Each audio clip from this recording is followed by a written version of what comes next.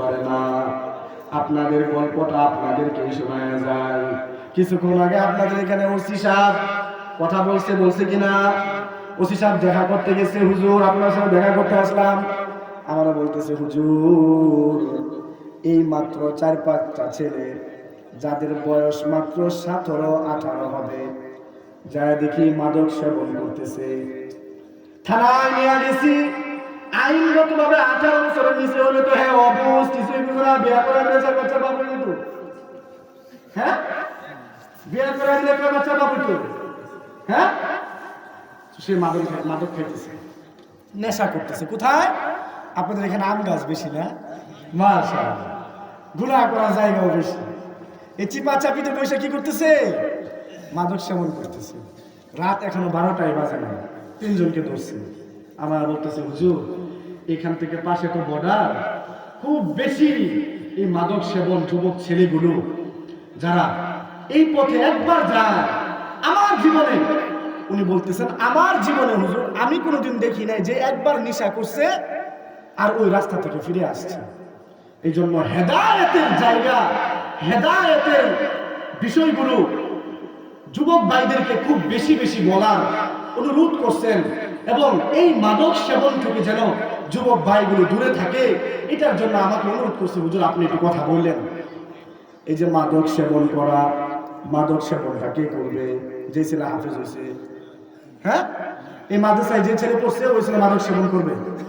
একটা ছাত্র দেখান, একটা চ্যালেঞ্জ করবো আপনাদের সাথে, একটা ছাত্র দেখান যার ভিতরে কোরআনের শিক্ষা আছে কিন্তু সে মাদক সেবন করতেছে? ইনশাআল্লাহ নাই।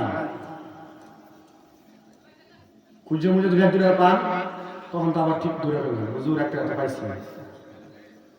ওটা কি করবেন জানেন? ওটার হিস্ট্রি খুঁজে দেখেন, নিশ্চিত বাপ মারা কষ্ট দিচ্ছে। ওয়াবিল ওয়ালিদাইনি ইহসানা, মা বাবার সাথে ভালো ব্যবহার করা। ওয়াকাদা রাব্বুকা আল্লা তা'বুদু ইল্লা ইয়্যাহু ওয়াবিল ওয়ালিদাইনি ইহসানা। খুঁজে দেখেন মা বাবাকে কষ্ট দিচ্ছে।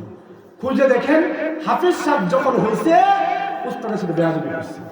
যে ছাত্র উস্তাদের সাথে বেয়াদবি করে, মা বাবাকে কষ্ট দেয়, ওই সন্তান কোনোদিনও জীবনে সফলতা অর্জন করতে পারে না।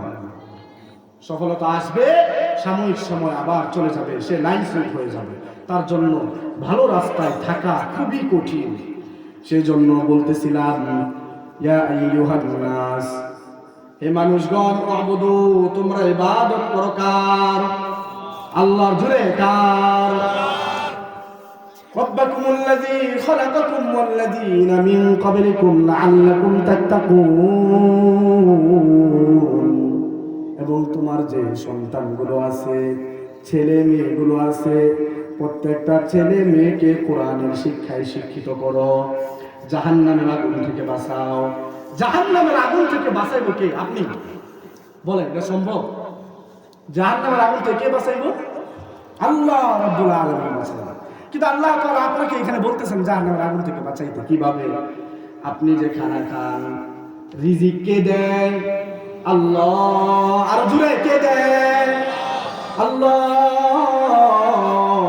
রিজিক যেহেতু আল্লাহ তাআলা দেয়, তাহলে ব্যবসা বাণিজ্য করার কি দরকার? ক্ষেত খামারে কাজ করার কি দরকার? আম গাছ লাগানোর কি দরকার? ওই গাছে আম আসলে ওই আম আবার বিক্রি করার কি দরকার? আপনার তো রিজিক আল্লাহ দিবে, ঘরে বসে থাকেন। রিজিক দেনেওয়ালা আল্লাহ, কিন্তু আপনাকে তার জন্য চেষ্টা, মুজাহাদা, মেহনত করতে হবে, শ্রম দিতে হবে। তারপর এই শ্রমের মাধ্যমে আল্লাহ তাআলা আপনার রিজিক আপনার ঘরে পৌঁছায় দেয়। একইভাবে আপনার যখন অসুস্থতা হয়, আমরা ওষুধ খাই না? ওষুধ কি আমাকে আর আপনাকে সুস্থ করে? না, সুস্থ করেওয়ালা আল্লাহ, উসিলা কি? এই ঔষধ। ঠিক একইভাবে আপনি তো মা বাবা, আল্লাহ তাআলা আপনাকে সুন্দর সুন্দর সন্তান দিয়েছেন। ওই সন্তানকে সকালবেলা ফজরের নামাজটা পড়াইয়া ধাক্কায় মক্তবে বাড়াইয়া দেন। বাপ মা সকাল 8টা-9টা বাজতে কই পাঠায় দেয়? কোচিং এ পাঠায় দেয়, স্কুলের কোচিং। কিরে তুই এখন স্কুলে গেলি না, আজকে কলেজে গেলি না? এই মা বাবারা একবারও বলে না সন্তান তুই মাদ্রাসায় যা। কি মনে করছেন আপনারা আগে ছেড়ে দিবে আল্লাহ? না না না, যেই কঠিন দিনে ইয়াউমা ইয়াফিরুল মারউ মিন আখিহি ওয়া উম্মিহি ওয়া আবিহি ওয়া সাহিবাতিহি ওয়া বানি, যেদিন আপনাকে কেউ চিনবে না, কেউ থাকবে না, আপন বলতে কেউ নেই, ওই কঠিন ময়দানে ওই সন্তান বলবে বাবা নাই। জীবনে তো বাবা বলতে কেউ ছিল না। সন্তানের কাছে যখন যাবেন, মার কাছে যখন যাবেন, মা বলবে বিয়াই তো হয় নাই, সন্তান কোথা থেকে আসবে? ওই কঠিন ময়দানে, ওই কঠিন দিনে যখন সন্তান আপনাকে চিনবে না, দাড়ি পাল্লায় যখন আপনার মাপখানা উঠানো হবে, ওই মুহূর্তে সন্তান যায় আগে বলবে আল্লাহ, আমার মা তো আমাকে মাদ্রাসায় কোনদিন পাঠায় নাই, মা তো মাদ্রাসায় যাইতে বলে নাই, বাবা তো মাদ্রাসায় যাওয়ার জন্য প্রহার করে নাই, বাবা কোনোদিন মাদ্রাসায় যাওয়ার জন্য দাওয়াত দেয় নাই। বাবা বলছে স্কুলে যাইতে, বাবা বলছে কলেজে যাইতে, বাবা বলছে ইঞ্জিনিয়ার হইতে, ব্যারিস্টার হইতে, বৈজ্ঞানিক বিজ্ঞান হইতে, ডক্টর হইতে।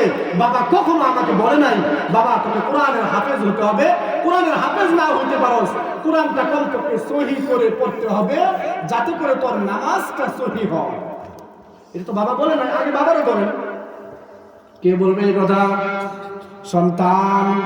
যে সন্তানের জন্য এই মরিচিকাময় দুনিয়ার পিছনে আমি আর আপনি দৌড়াইতেছি, ওই সন্তান কিয়ামতের ওই কঠিন ময়দানে আগে আপনাকে বাজার দিবে আল্লাহ তাআলার কাছে, আগে আপনাকে প্রশ্নবিদ্ধ করবে, তারপর সে নিজে বাঁচবে। সেই জন্য এই সন্তানকে আজকের এই মজলিস থেকে আমার যুবক ভাইরা যারা আছেন, আমি আমার যুবক ভাইদেরকে বলবো, কলেজ বাসীতে পড়তেছেন, কোনো সমস্যা নাই, আপনার স্বপ্নগুলোকে আল্লাহ তাআলা বাস্তবায়ন করুন।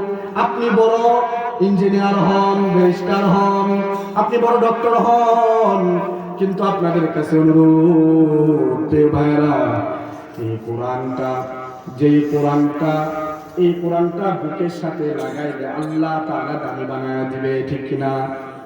এই কিতাব এমন এক কিতাব, যেই কিতাব যদি এই জামার সাথে লাগার কারণে ওই গিলাফের দাম বেড়ে যায়, কাঠের সাথে লাগার কারণে কাঠের রেহানের দাম যদি বাইরে যায়, এই কাগজের সাথে লাগার কারণে কাগজ যদি দামি হয়ে যায়, আমি আর আপনি তো মাখলুকাত, আশরাফুল মাখলুকাত।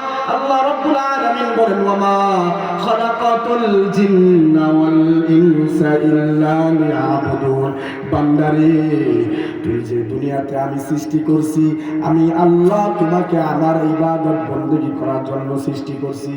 এই ইবাদত বندگی না করে আমি আর আপনি দুনিয়ার পিছনে দৌড়াইতেছি। কোন দুনিয়ার পিছনে? যেই দুনিয়া আমার আপনার আগে আপনার বাপ দাদা কাউকে এই জমিনের উপরে থাকতে দেয় নাই, ঘিরে ফেলছে, সবাইকে এই জমিনের নিচে চলে যেতে হয়েছে।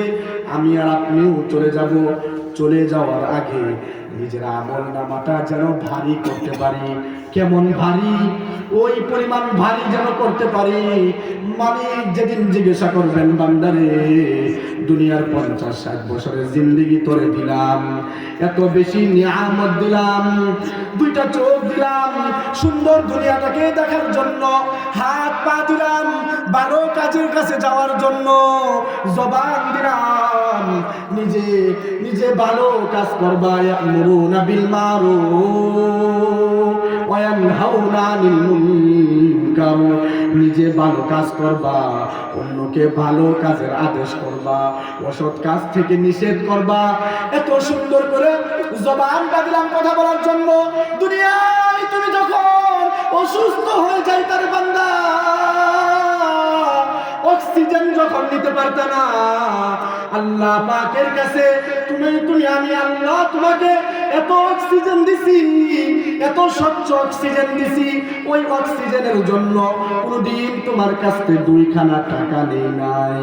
আর তুমি যখন অসুস্থ হয়ে যাইতা, হাসপাতালে যাইতা, প্রতিটা সেকেন্ড, প্রতিটা মিনিটের অক্সিজেন ডাক্তার তোমার কাছে নিত। সেই জন্য এই অক্সিজেন এত নিয়ামত তুমি পাওয়ার পরে আমি আল্লাহর ভুলে গেছো।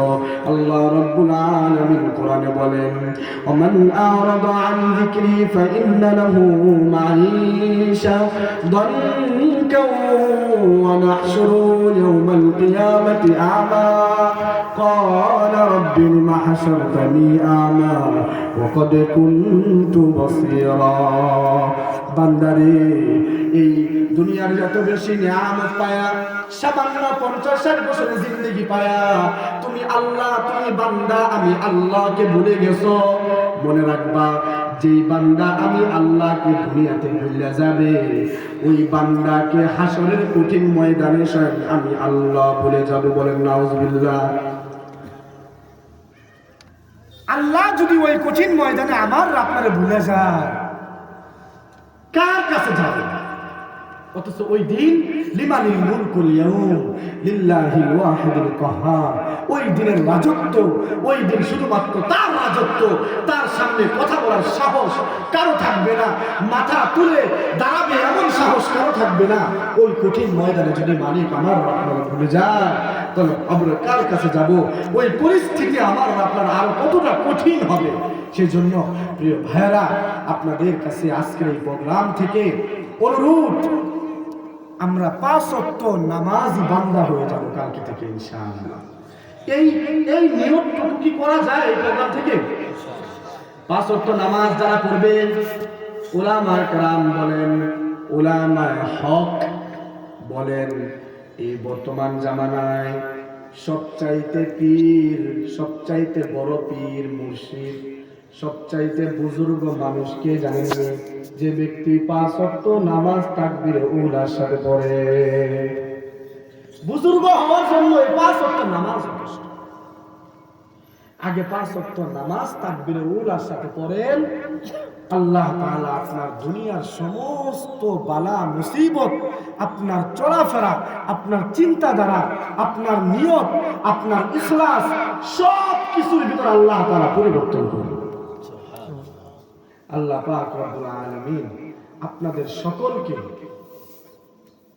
এবং আমাকে 5 ওয়াক্ত নামাজ ঠিক মতো পড়ার তৌফিক দান করুন। সকলে বলে আমিন। সাথে সাথে